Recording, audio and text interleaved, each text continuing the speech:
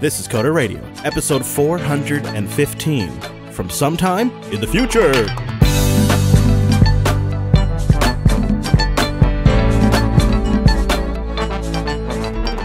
Hey there, and welcome into Jupiter Broadcasting's weekly talk show, taking a pragmatic look at the art and the business of software development and the whole world of technology. This episode is brought to you by Cloud Guru. You know, Cloud Guru now has cloud playgrounds, Azure, AWS, and Google's Cloud in their sandboxes on ACG's credit card, not yours. Get certified, get hired, get learning at cloudguru.com. My name is Chris, and joining us right there in his podcasting perch is our host, Mr. Dominic. Hello, Mike. Misa bad. No. I sent people there to check the whole place for Jar Jar, and they came back. Where did you hide? How did they not find you? Misa can't be contained. Man, I just got scammed. I thought it was weird that it was an Uber driver that was taking $100 to go look for Jar Jar, but I figure there's an app for everything. Dang it. I mean, if that was your master plan, I don't even know what to tell you. It's either that or Tinder. I didn't know which route to go. Poor Jar Jar would have a very bad time on Tinder. But that's not what we're here to talk about. We're here to talk about the courts. The courts? No, we are not here to talk about the courts. No, we are not. Are you sure? Because I feel like an epic battle over my teacher's apple is brewing. Ding, ding. Here on Legal Coder, we analyze the legal world. Dung, dung. The criminal justice system is represented by two separate, equally important groups, Lars Ulrich and every kid from the 90s. And who could be more qualified to cover it than a couple of guys? Dung, dung.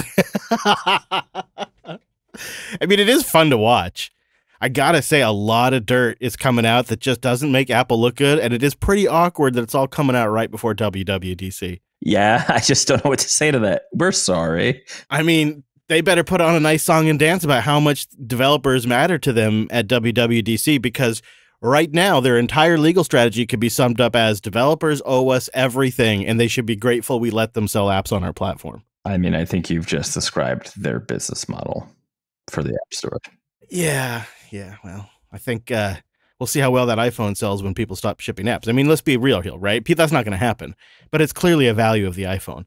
Apple's defense just kind of makes them look like jerks, and I think they're still going to win. Yeah, they're going to win because, I mean, the judge seems very agitated. Can we say by Epic's? I don't even know what to say. More interesting arguments.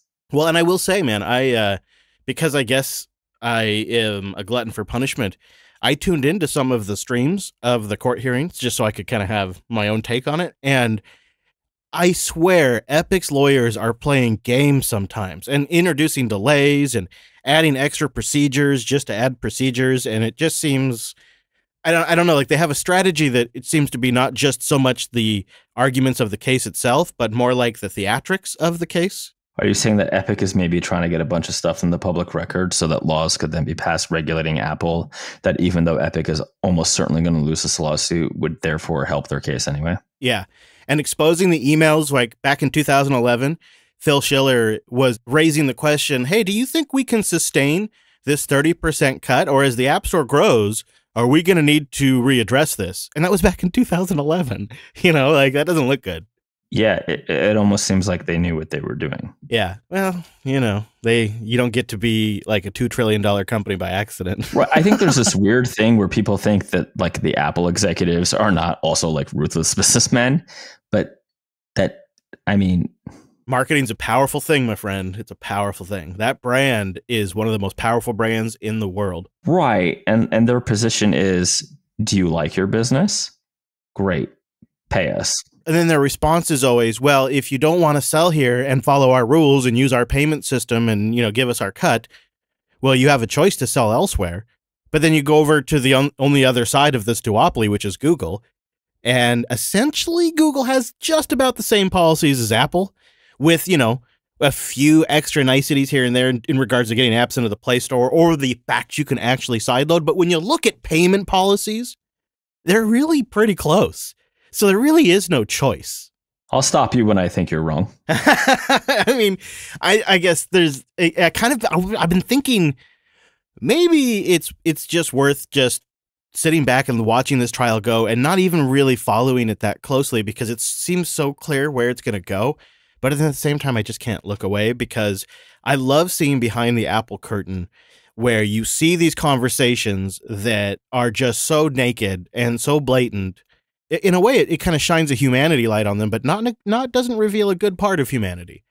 And these are it's like Apple right now, and I think why the M1 comes up so much and why this Epic stuff comes up so much is Apple is doing something that is kind of unique. They are like at the peak of technical excellency in a lot of ways, and they are at the peak of exploiting their dominance and their platform, which some people would say is the peak of evil. They are both at the same time. They are crushing it with the M1. The transition of their platforms from Intel to M1 is so damn smooth that we kind of just stopped commenting on it. Linux couldn't even dream of ARM support 24 years into it now, that there has been ARM code for the Linux kernel. And it's nowhere near this level of smooth. Windows, with all of Microsoft behind it, tried to do ARM. And it just was a flop. Apple comes along with these ginormous performance and gains, which we are still seeing new reviews come out still that are talking about the M1 performance in remarkable ways. Yep. Turns out the thing's a division machine that's just phenomenal. I mean, it's nuts when this thing's doing math. I don't know if you have seen some of these. It's a joke. I mean, it's so ahead of basically everything out there in the consumer market that I don't think we've wrapped our head around just what kind of impact. We haven't seen a transition like this essentially since the Pentium. I mean, it's a big deal. And then you have all of their other technical platforms and their reach combined with all the they're doing to screw over developers and small business. We're watching something here we've never seen. Whoa. They are not screwing over developers. They are recouping their great investment in the App Store. Craig, can I have my check now, please? This is a moment in tech history that is just so unlike anything else we've seen before. So, okay. I mean, I know I totally screwed up your doc, and that's my fault. But because here we are, right? You and I can talk about the pitfalls all the time, but make no frickin' mistake. If Hector Martin came out tomorrow and said Linux is working on the M1, I would buy any M1 machine I could right now. Right. Like the problem is, and I also own a iMac Pro. The best piece of all-around hardware that I own is this little MacBook Air that I'm doing the show on, period. Right? And I love my Intel Evo Lenovo running Windows and WSL, but the M1 trounces it in basically every category other than the weird Mac restrictions on. I think also it's notable that Apple with iOS 14.5 rolled out this app tracking notification that prevents cross-app and cross-site app tracking, and then 2 weeks later rolled out a new ad unit for the App Store that essentially uses first-party data to determine what apps you might like and then serve you ads in the App Store. They took Facebook out of the knees because Facebook's whole deal, their whole gig, was on mobile, to be specific, on mobile ads, was an SDK that you could use. And then everybody loaded this SDK up, everybody played along, and it would watch what things you bought in the game, what triggered you to buy something in the game, when you bought it. It tracked all of your in-app purchases. Then they would collect that data and sell it to advertisers who wanted to market similar games to similar types of players. I mean, this is one example. But the only way they could get that information is by monitoring you across multiple apps. For better or for worse, that's how Facebook made money on iOS mobile ads. Apple killed that ability when they launched ATT with iOS 14.5. Then 2 weeks after killing that functionality for anyone else, they rolled out their own functionality with a super expensive ad that you can buy now in the App Store as a developer. Developers can buy these ads, and it uses first-party data that Apple has to offer the same functionality to recommend to a potential advertiser apps that they think would be perfect for them to sponsor. It's like dirty. It's a dirty move. It improves consumer privacy and gives users more control over what data they share. That's good. But at the same time, they essentially just took out their competitor, created an instant market for themselves, and then 2 weeks later introduced a product for that market. I don't know where to fall down on this because end users of iOS are better off. I'd rather Apple do that job than Facebook. But at the same time, it seems like a clear abuse of their platform dominance. And when they just see another business that is lucrative, they'll just pull the same move. All right, that's it. It's just, that's what I'm saying when I say that we're watching them at their best and at their most evil at the same time. And that's why it's such a fascinating thing. Well, but they've kind of been doing this to Mac apps forever, right? That's where the term Sherlocking comes from. If they see an app that is basically a must-have for Mac users, they just make it part of the OS and they put that company out of business. That's true. And now they're Sherlocking services is what you're saying. Well, they need that sweet services revenue for, share reporting, counting purposes. Linode.com/coder. Move on to linode.com/coder and get $100. Wait, hold on. Are they still doing that? Somebody verify this. $100? Holy crap, it says it right here on paper so you know it's real. $100 in credit when you go over to linode.com/coder. You support the show and you get $100 to try out all the things on Linode. I mean, that's real money that you can actually get something done over there. Personally, I think Linode's the best way to go. It's where I host everything now. And it matters because that's where I host my business stuff too. That's like, my livelihood. That's how much I trust Linode. And so when I say, you can go over to Linode and you can trust it, I mean, I really trust it. We run all of the backend infrastructure that we have built for JB 3.0 on Linode. And it's a pretty cool little infrastructure we have now. And, really, it's probably all Wes Payne that has root access to all of the boxes when I think about it. Something to keep in mind. But, Linode is really simple to get started. If you just want to try them out to see if it's maybe something that works for you, that's really easy. Like, they have $5 boxes.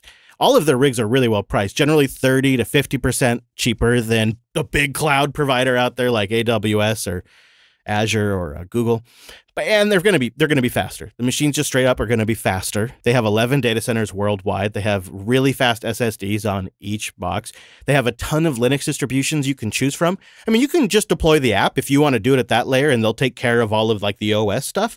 But, that's not really how I do things. I like to actually deploy the OS myself. And then I deploy the applications inside containers running on that Linode.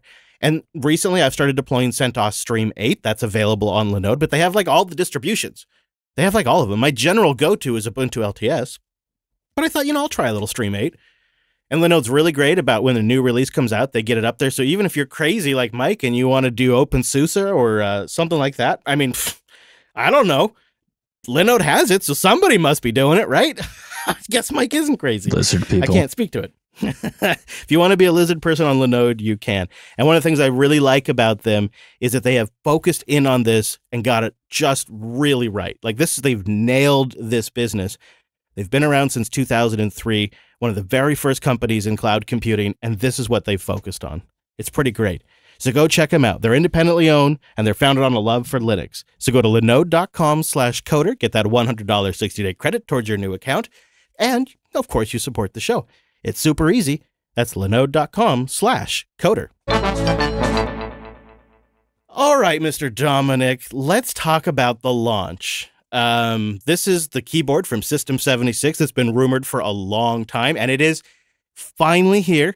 I know for System76, this has got to be like a milestone moment for the company. It's like an all-hands-on-deck type effort. It's going to be a built-in Denver customizable keyboard.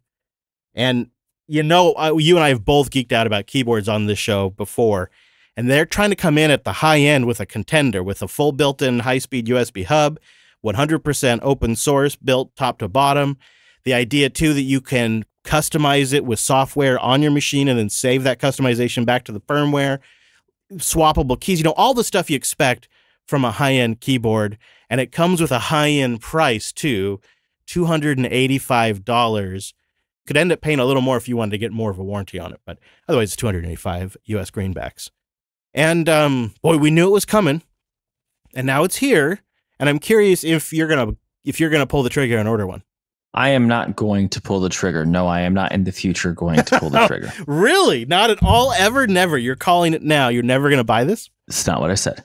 I will not in the future be buying this. So because you already have? Correct. I jumped on that. Yeah, the minute the link went live, I was like, yes. Yeah, I made a mistake and I waited a few hours. I probably should have too. You weren't put off by the price, because I've shared it with a couple of people and they were like, oh, they're $285. Price is a little high. They're really going for, I think, the data transmission speeds as a value add.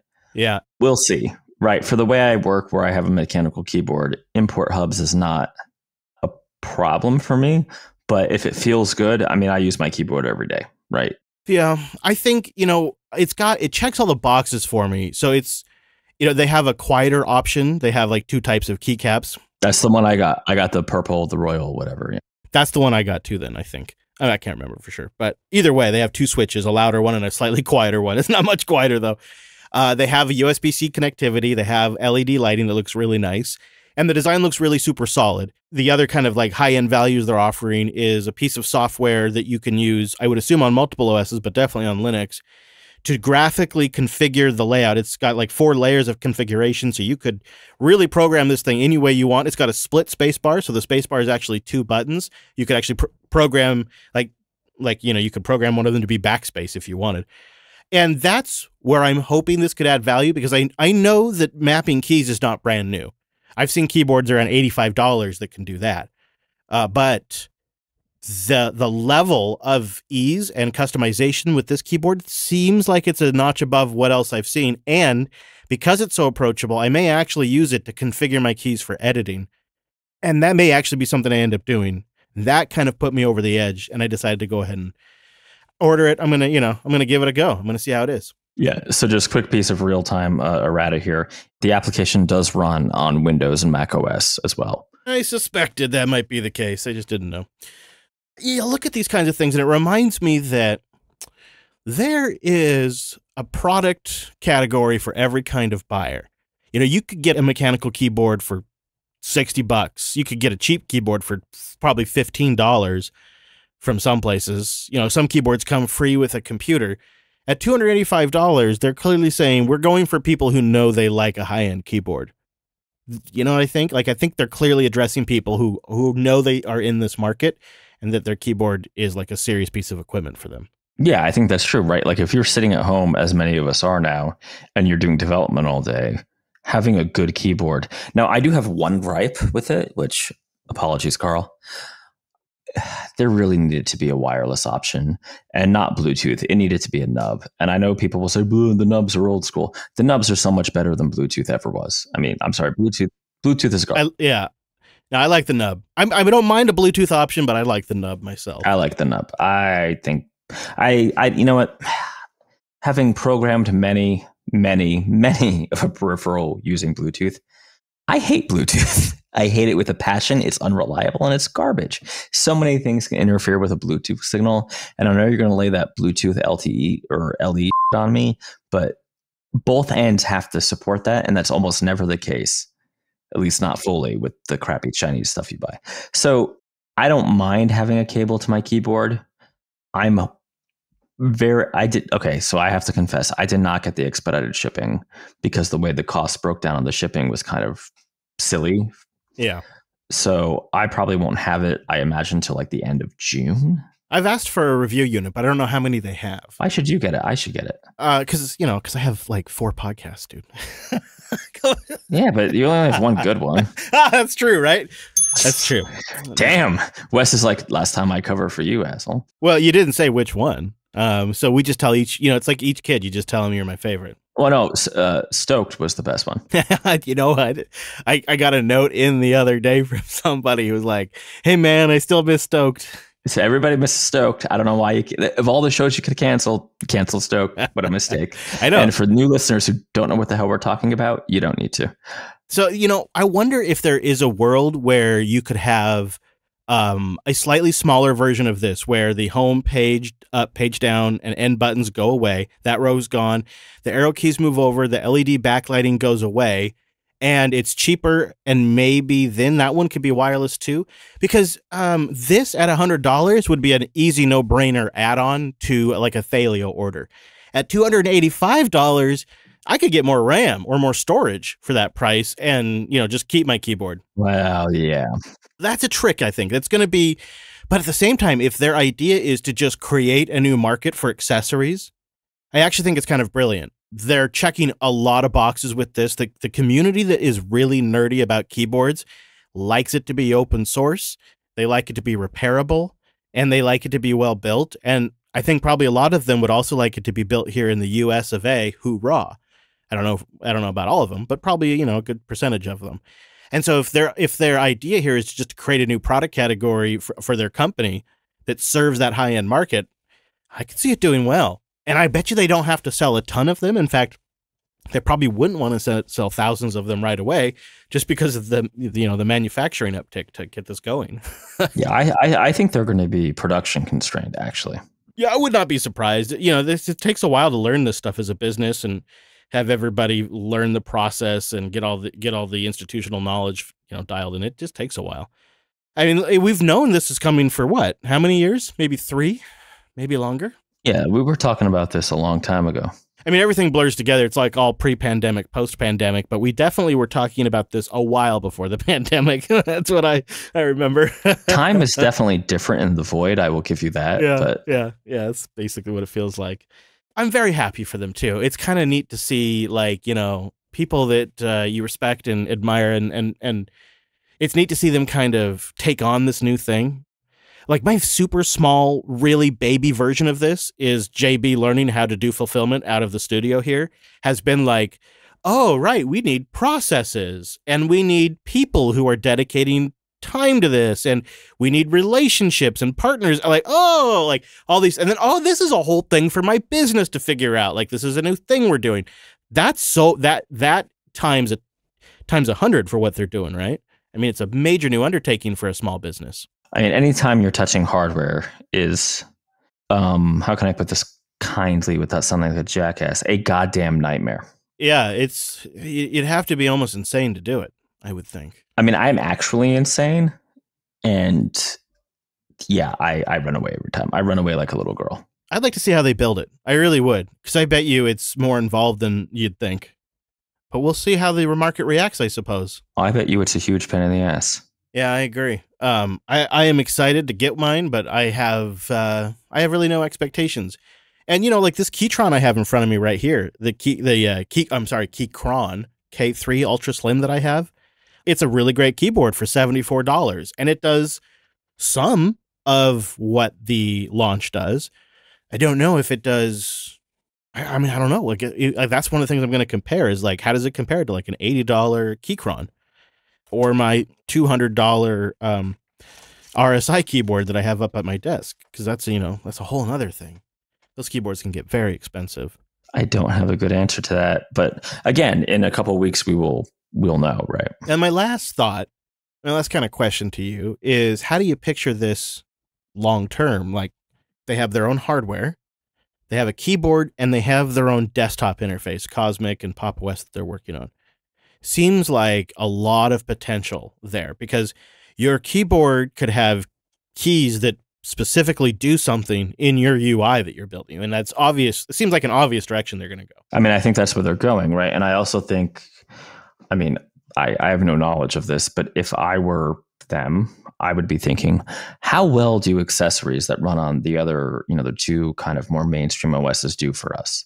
Is this maybe a line of business that we need to think about a little more? Right, because they say right on the page it works for Mac or Windows as well, and they've made the software work on Mac and Windows as well. Right. That's probably smart, to tell you the truth.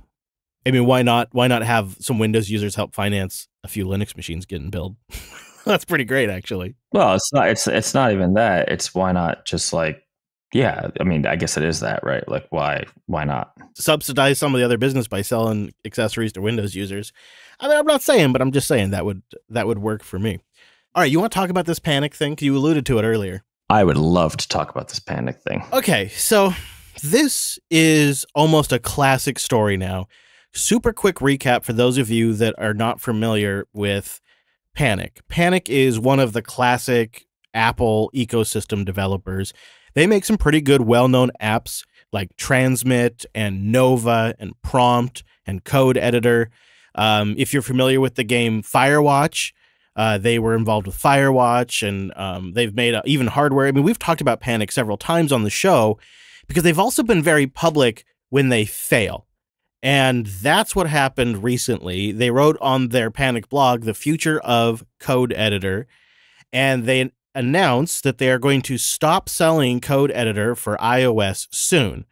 The app should continue to function, but essentially is not going to receive any future updates.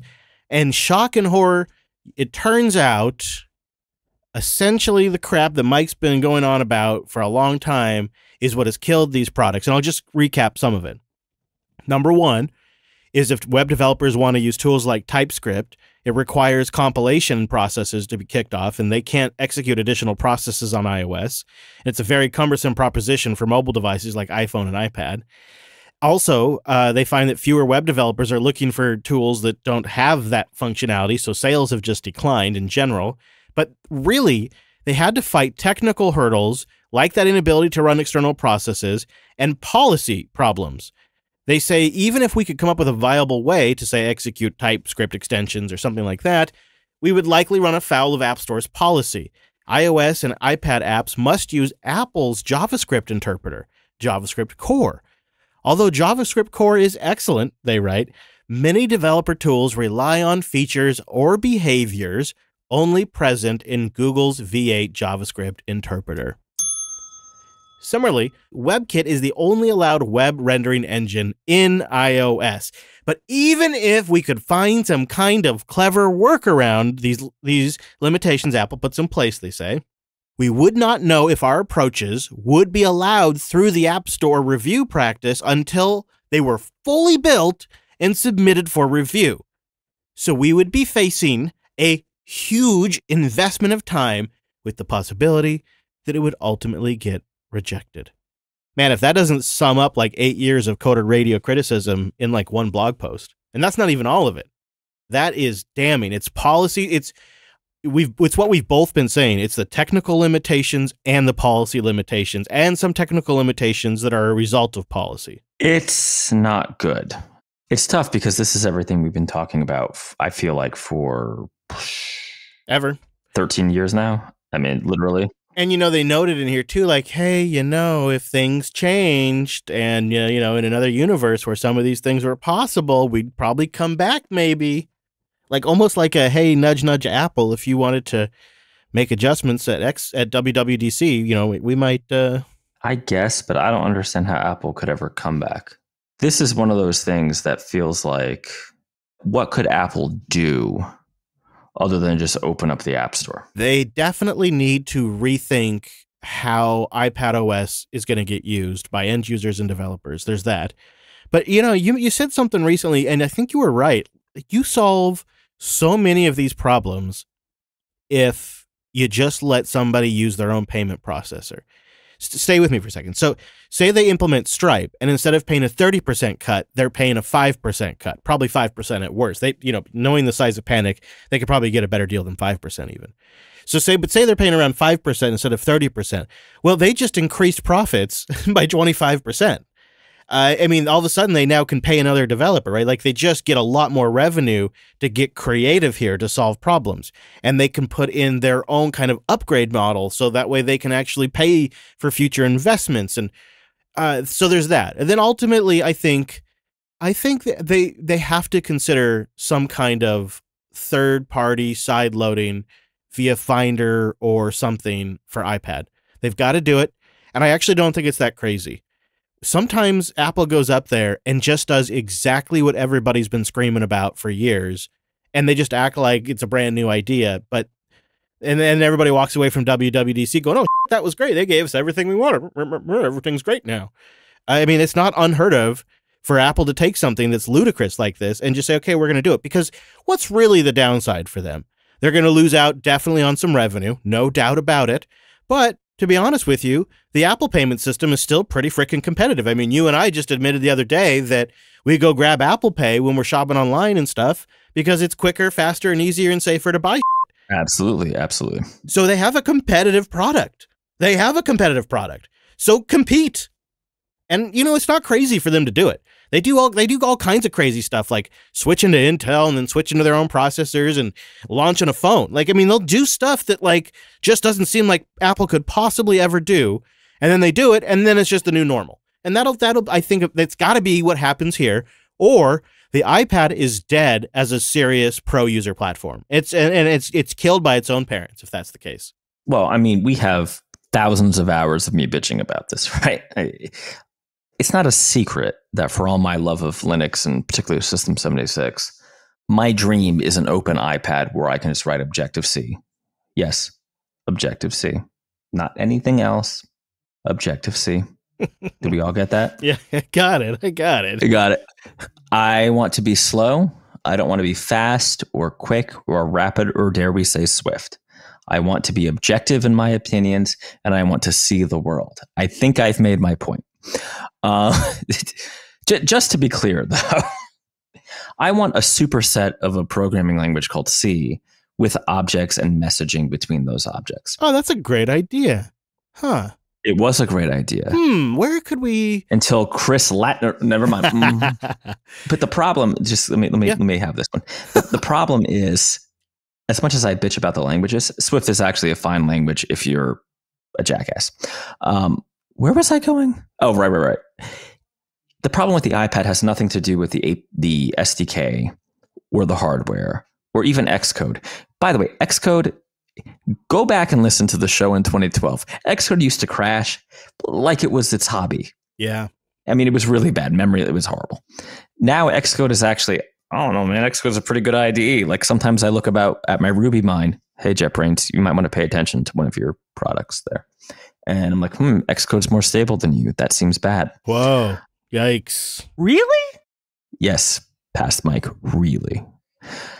The problem has always been the policy, right? The restrictions put on by Apple that say where you have, if you want to do something interesting and innovative, you have to say, "Mother, may I?" That's just not how you get a successful pro ecosystem. Right. But don't you think that the other fundamental issue here is they don't know if it's even worth it or going to work until they've built the entire thing and submitted it to Apple. They have to do all the upfront investment with the possibility they'll say no. Well, that's why you don't do it. A young man in our chat who was one of our winners of a lemur that I sent him for one of our, my silly contests that I do when it's been the Dean Martin Variety Hour, wanted me to write an iPad text editor. And we had a long Telegram conversation about this.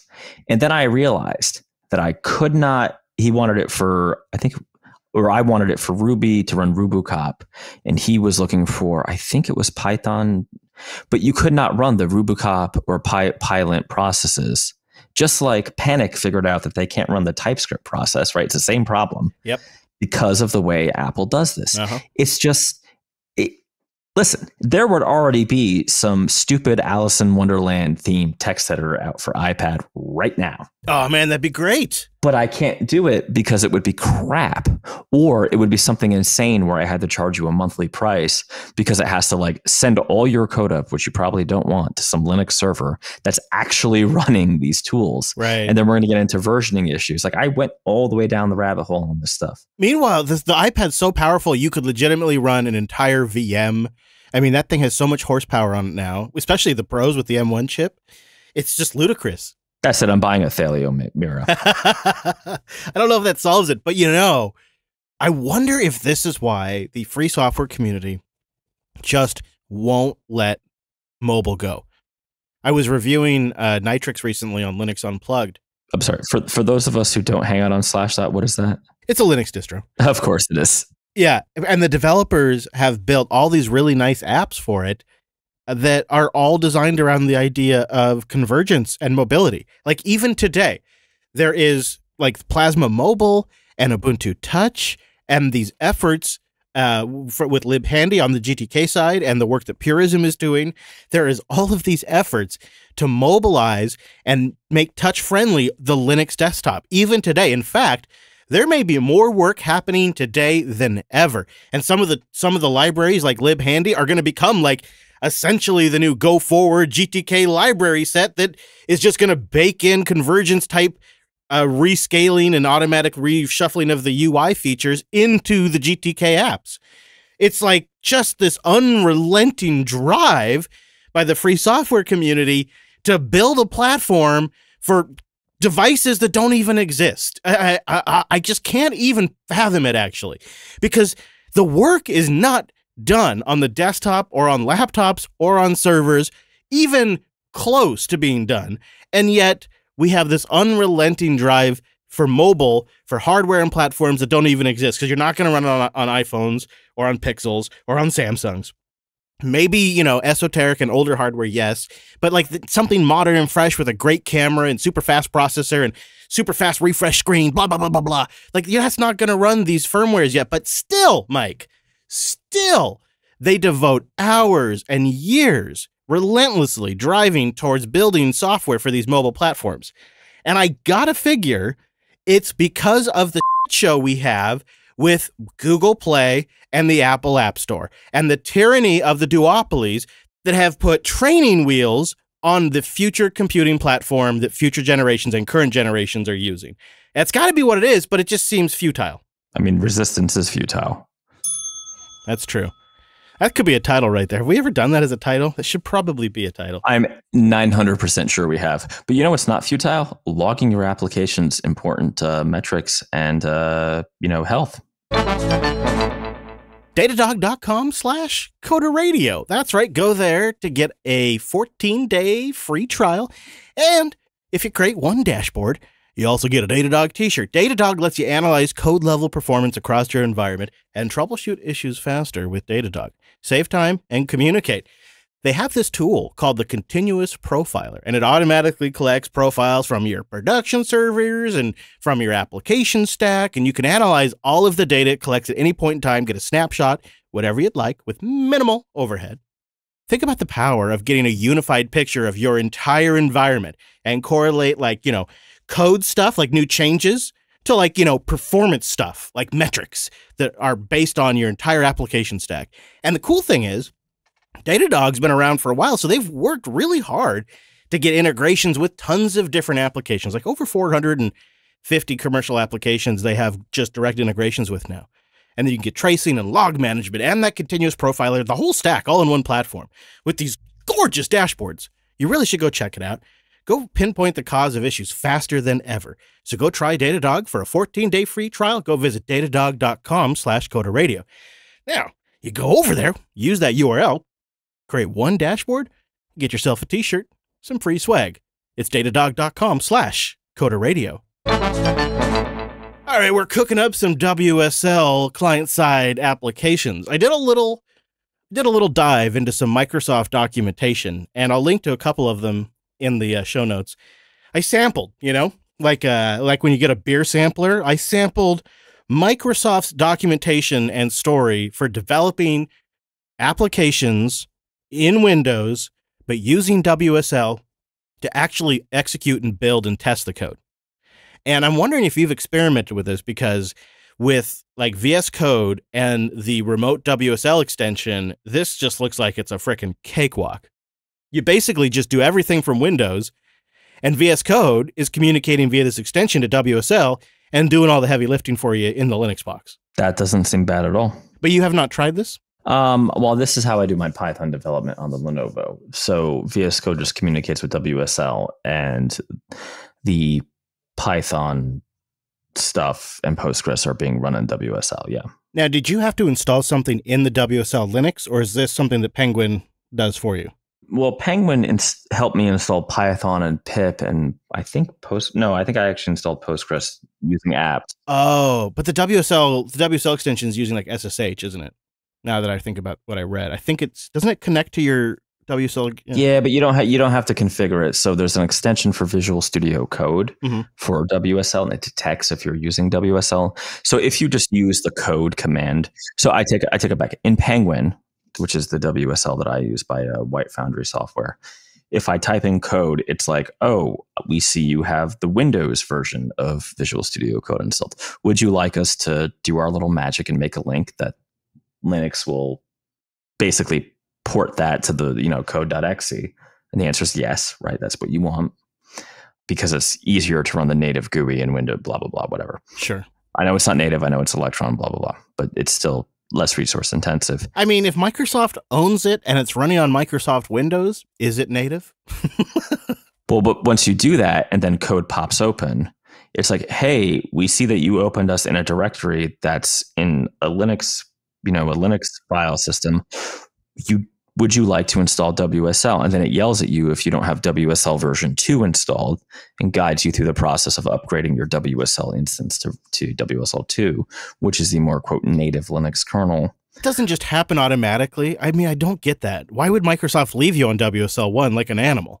Well, there are reasons you may want WSL 1. I'll give you a good example. WSL 2 is incredibly fast in the Linux file system. Once you cross over into Windows land, it takes a big performance penalty. Like, you mean applications are slower, or what do you mean? Everything is slower. So if, like, for instance, in my case, all the Python stuff on that Lenovo is in the Linux file system.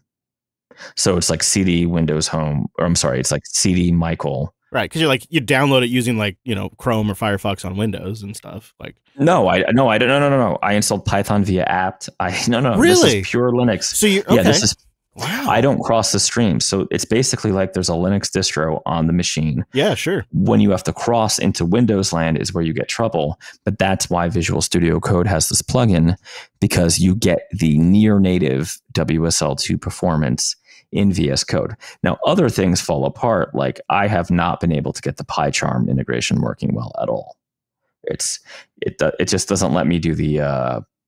I'm having a hard time getting to let me do the the people who use Python, the virtual environment for that specific project, because I have multiple projects. I will say I'm going to keep working in WSL for a while, for at least another 2 weeks. I'm definitely seeing the boundaries of it, or perhaps the pain points may be more fair. But I mean, it's a very good option. If you are used to Windows and you just need some more Linuxy open source tools, you at least owe yourself a week or two to try it out. But I would strongly urge you not try to use any other editor but VS Code. Seems like there'd be a business for somebody else to integrate WSL support into their editor. Yeah, it sounds like a lot of work when VS Code is free, though. Well, that's true. They announced, Microsoft announced on May 10th that they're integrating Pylance into future versions of VS Code. I don't know if you've ever tried Pylance, but that's another Python extension. Oh, that's what I use. I've been using that. Yeah, we had a whole show on it. I've been using it for several months. I'm using the preview. Yeah, what did you just mention? I get it confused with the other one you just mentioned. That's why, because I'm an old man.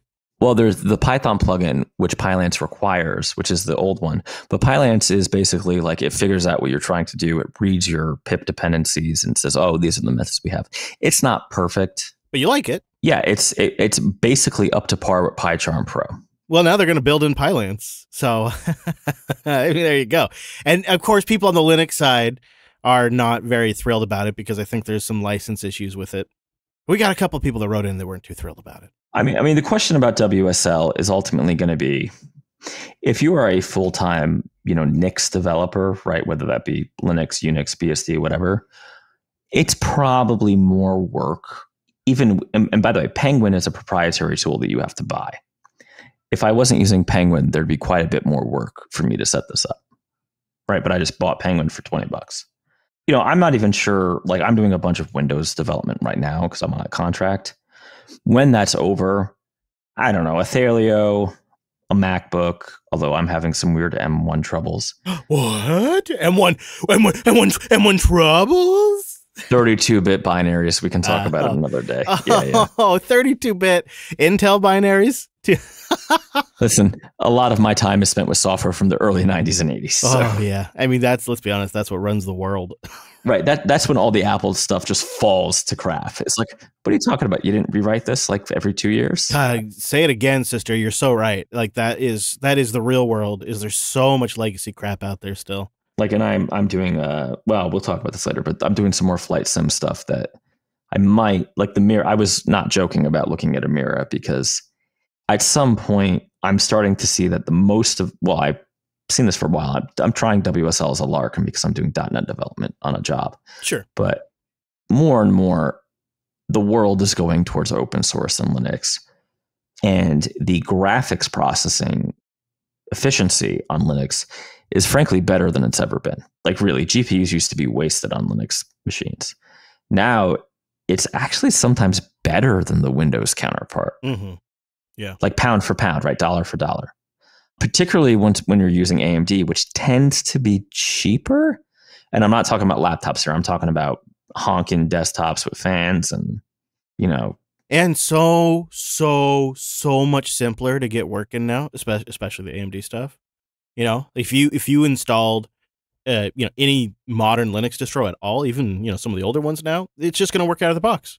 Full everything, full 3D support, everything. And if you're me and you buy it from System76 or Dell, basically, they come pre-configured with the drivers anyway, so you don't care. And as far as businesses are, they're buying them in quantity, and either IT is taking care of it, or they're getting an image from the vendor, or there's a lot of ways there. But yeah, you're right. And the situation, I think, when it comes to GPUs, is going to be a specific advantage for Linux as time goes on, because as Apple focuses on the M1 stuff, and Windows is just a ball of code, it's just wires everywhere. Linux remains lean, mean, and the driver is being built by AMD developers and is being contributed directly into the Linux kernel. So it's like, that means it works on servers. That means it works if you built yourself somehow a RISC-V system somehow with an AMD graphics card, it would be supported, right? It's really kind of remarkable. I have this little tiny Odroid Go Super. It's the size of a Nintendo Switch Lite, and it's got a screen and controls on it, and the thing's running Ubuntu 18.04. So when I needed to get networking support, I just took any networking dongle that I know is compatible with Linux, and I just plugged it into this thing, and it got it on the network. And then I'm SSHing into my handheld console because it has all those tools, and it has apt available, so I could just install software when I needed it. And when you look at the power we have available to us now and the flexibility that gives you, that just long-term seems like if your job and your work scenario isn't something specific to Apple and Apple's environment, or isn't like the corporate world where you're going to run Windows, Linux is going to offer more and more advantages to people. Because it remains lean and mean. The developers actually go through and prune old architectures and remove unsupported deprecated code out of the kernel. It's not perfect, but it's pretty great. Well, and this is not the sexiest thing to say, but you could also just chill on a LTS for a while and be fine, right? You absolutely could. I worked with a PHP developer for a while at Dream Dinners, which was one of these dinner prep companies where you go on their website very early on, and you would put your meal together, and then you would head into their little franchise location. They have them all across the country, and you would actually prep the meal yourself and then take it home and freeze it. And the whole website, the back end for the stores, the franchises to supply manage, and the front end for customers to log in and place their order. The whole application was written in PHP, of course, running on the whole LAMP stack. It was classic back then. You just did everything on the LAMP stack. And this developer straight up refused to use anything but LTS releases. And he would use the LTS release until the last day it was supported. And then that would be the day he would schedule his upgrade to the next LTS. And it was like this big deal. And we didn't schedule him for anything that day because that was upgrade day. You know what? You're laughing, but I'm starting to really think I need to throw a little more cash at my workstations, and we're just going to chill on the LTS. And we just buy a new machine, and those machines, honestly, like my old Thelio is now running as a server. I am going to take a very serious look at this when CentOS Stream 9 ships at the end of the quarter, is the estimation. Yeah. CentOS Stream 9 is essentially going to be based on Fedora 34, which is a killer release of Fedora, but it's CentOS. So it's going to be around for years, and it's being built to be the next RHEL, so it's solid as hell. So you have this solid as hell base, because it's RHEL, and it's their moneymaker, and you have essentially a snapshot in time of a really great version of Fedora that's getting some incremental updates over time, but nothing major. It really sits in this really nice sweet spot for a potential workstation if you like the Fedora Red Hat base. But same with the Ubuntus and the LTSs. This is where, Mike, I also think it's kind of a shame you haven't spent more time, not to make this Linux hour, so this is my last bit, but I think it's a little bit of a shame you haven't had a chance, and I understand you're busy, to mess around with Elementary OS, especially maybe even their new beta, because it's really slick, it's very clean, it really stays out of your way, and it's based on version 6 is based on Ubuntu 2004 LTS. And so it's that same solid base, nice, modern, clean user land. They have an app store that has a nice few decent apps where you can opt to pay developers if you want. So they're actually like sticking around and working on the apps. I don't know, it could be a Linux that appeals to you. It does have some similarities with the Mac OS interface too. So some of those skills translate pretty well. Like it already does horizontal workspaces and has the dock at the bottom, bar along the top kind of thing. And you might like it. You might. Yeah, I've checked it out some years back, or maybe last year, but it's been a while, yeah. And they got that new beta out now, version 6. It's not final yet, but you could toss it in a VM and give it a look or put it on a machine, and I think you'd be impressed. And it could be a Linux you like because you still get that apt-get base and Debian stuff and Ubuntu stuff and all that compatibility that comes with being on an Ubuntu release, but you get something a little different too. You might like it. I don't know. Mikey, I think he likes it. Kind of been toying with the idea if, prices on GPUs start falling at the end of the year or early next year, I could really use a new workstation. My workstation upstairs is getting pretty old. It's getting pretty slow. My workstation's, and this is totally fine. It's how I wanted it to go. But my workstation's gotten to the point now where like the laptops I get in for review are like kicking its ass. Yeah. I'm like, oh, okay. All right. But I got like years out of it. I think it's like we built it in like 2016 or 2017, and we probably built it for like $900 or $1,000. I mean, it's a great value, but at some point I need to replace it, and I'm not gonna go with a low end box. I'm gonna get one nice machine. I'm gonna try to get years out of it. So I may be in the same boat eventually, but just in a little bit. Well, and you mention a great point about the GPU prices. They're kind of like stupid right now. Yeah. I mean, there is this crazy idea with a PC workstation tower. You could just buy it with a cheap GPU now, and then get this. You can just open up the side of the case and put a new GPU in. Yeah, but you're eventually going to hit like the power. I don't know. I don't like opening them. I feel like at some point. Yeah, I can imagine. I don't mind replacing that kind of stuff. It's pretty easy, but I could totally understand. Because, you got to get in there and do the wires. I used to do it all the time, but now I'm like, I don't know. Yeah, I totally agree with you. My wife and I were watching Linus Tech Tips the other night, and it was a video of him, Linus, and his wife building a PC. And I looked over and said, would you ever want to do that? I don't know. I mean, maybe. I'm like, I don't think I ever want to do that. I think I'm done doing that. I think I'm done. I don't think I want to do that anymore. Here's the thing. If you buy a good enough workstation, it's going to last you several years. It's like, just spend the money now, right? That's right. So this was an episode out of time, so we were not live this week. But I think things are going to be back to normal. So you can always check the calendar over at jupiterbroadcasting.com/calendar for live events in live time. Otherwise, we just nominally do it on Mondays at 5 p.m. Pacific. I think that would be 8 p.m. Eastern. Is there anything you want to mention, Mr. Dominic, before we skedats? No, just follow @Dumunuku on Twitter, and I'm releasing some leaky stuff for the Mad Botter. So, Mad Botter leaks.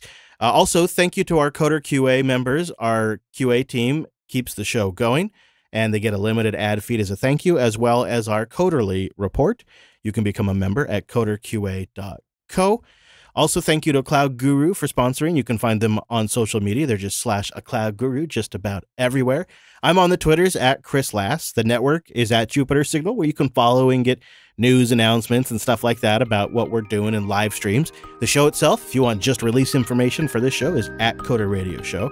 And links to the stuff we talked about today and some of the deep dives I did for VS Code and WSL development, like that kind of thing, is in our show notes, either in your podcast player or at coder.show/415. Over there, you're going to find our contact form. We'd love to get your feedback. That's a big part of our show. Ask us a question or seek advice or correct us on something or tell us about a keyboard you've got recently. We love it all at coder.show/contact. You'll find our RSS feed there as well.